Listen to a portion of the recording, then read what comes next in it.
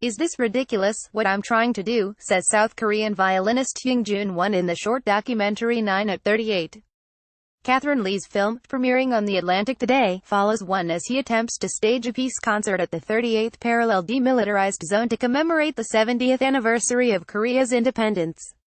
"I've made an official pitch to the South and North Korean governments for a choir from the North and orchestra from the South to play Beethoven's Ninth," explains Won in the film. The lyrics mention a mysterious force that unites what's divided, making us brothers. Won, a Juilliard-trained musician, makes many personal sacrifices in pursuit of the concert. So, too, did Lee. Frequently during the 2-year process of filming, the humanitarian aid worker turned documentarian questioned the potential impact of the musical performance. "When I would run out of funds or when I would be pulling consecutive all-nighters, I would ask myself, why am I making this movie at such cost?"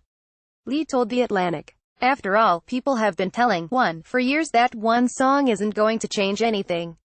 Ultimately, Lee concluded that music could indeed become an instrument of peace.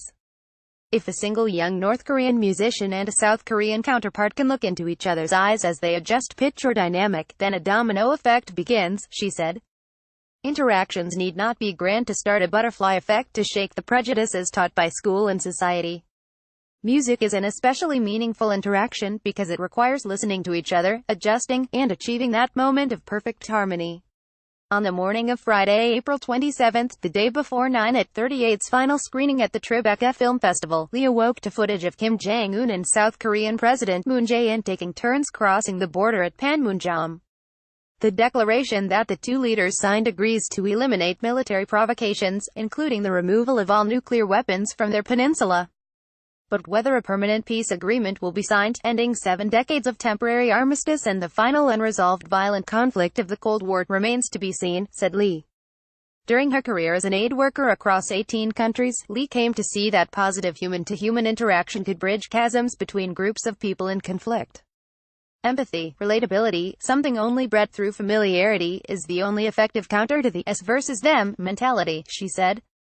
It makes all the difference between war and peace. 9 at 38 is a symbol of possibilities, not just for Korea but all hostile parts of the globe.